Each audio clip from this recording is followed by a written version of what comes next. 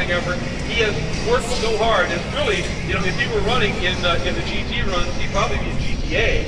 And the fact that he has worked so hard to do what he's done, and by far and away his best qualifying effort on a challenging track, I think that is absolutely spectacular. Now, how about our virtual race analysis? Yeah, virtual race analysis. Once again, this is beautiful. Exhibition place here in Toronto, Canada. We're going to set for a 1.755 mile, 11 turn street course, 50 minutes kind of event.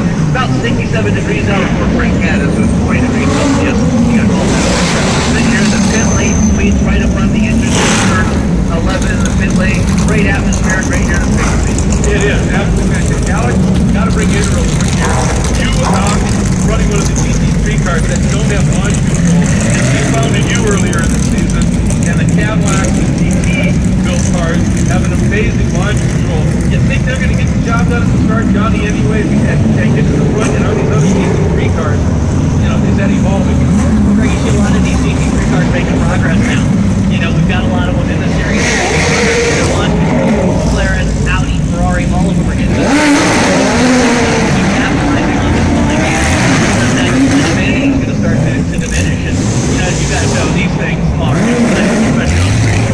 Oh, it's unbelievable. And keep in mind, the rest of the races on the season, really is very favorable to the street cars.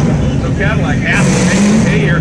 Big development now. Alex Udell, number 17, lots of racing for the Sports Development Group. Gets second in the second practice session. Struggled a bit qualifying, but we're anticipating a great race. Into the pits early.